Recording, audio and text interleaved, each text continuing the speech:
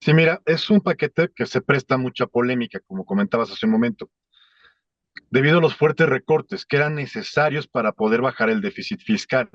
El gobierno anterior le heredó a este un déficit muy alto y es necesario poderlo bajar para tener una buena calificación y evitar mayores riesgos a mediano plazo. Pero sí son recortes muy fuertes. Mira, particularmente hay tres áreas que me llaman mucho la atención. Para empezar, el recorte que se da a todo lo que es seguridad y defensa nacional y marina. Me llama la atención por la situación tan crítica que estamos viendo en estos momentos. O sea, los que hemos estado en el norte del país, yo ahorita estoy aquí en el aeropuerto, venimos llegando, todavía estoy esperando más familia. Los que venimos del norte, la situación es bastante crítica. Es muy, muy crítica la situación que está viviendo, mucha presión a los empresarios, mucha presión a la sociedad civil y hay recortes en materia de seguridad y en materia de defensa bastante significativos.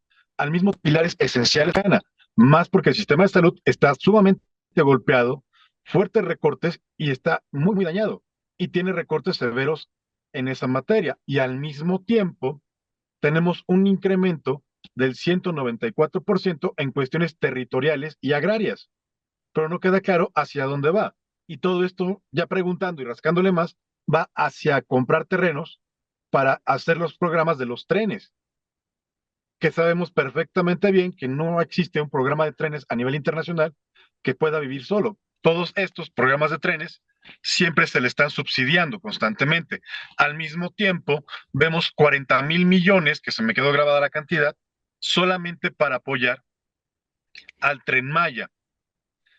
Entonces, y en técnicas generales, tenemos 2 billones que no se están gastando en comparación del periodo anterior.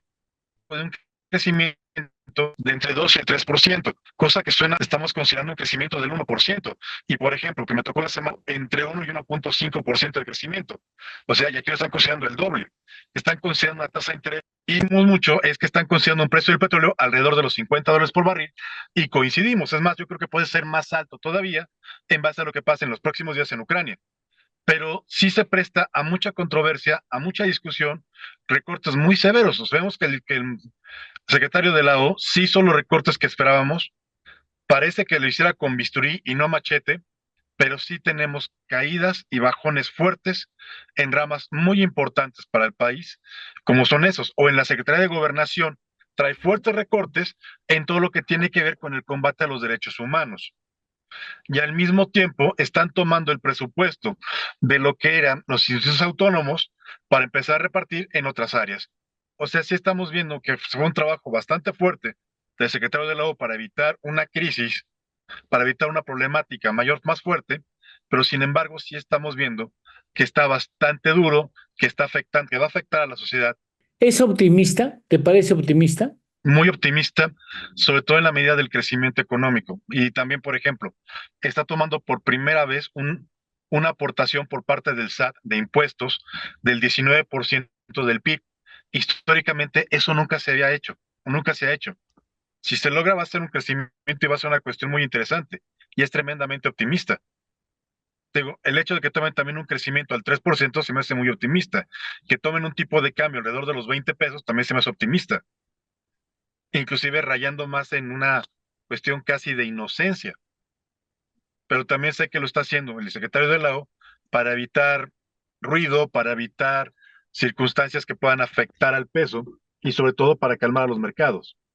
¿Qué va a pasar si la economía, si algunas de las variables no se dan y el plan no le sale?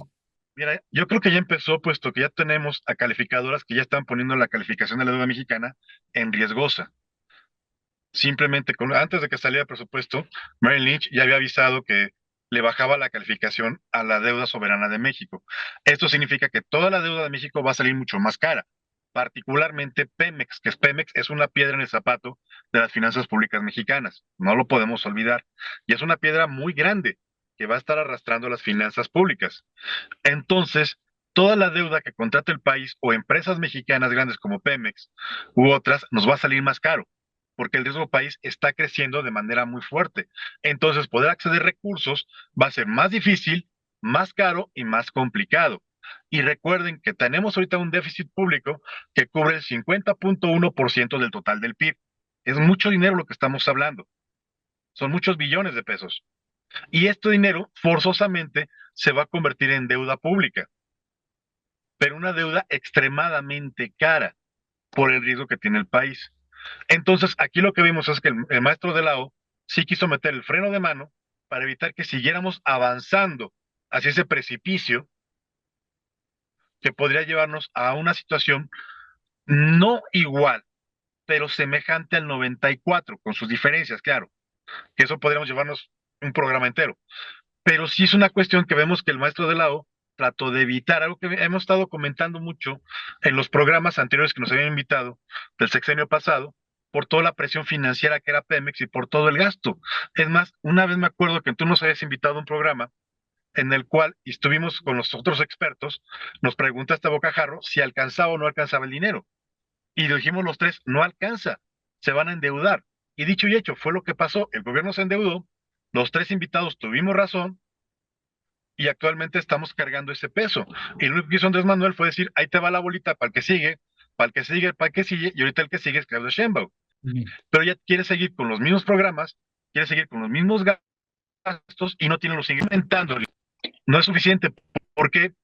Porque lo que ha hecho es presionar al grupo social que está cautivo, pero no se han generado nuevas empresas, no se han generado nuevos proyectos y no está aumentando la base tributiva.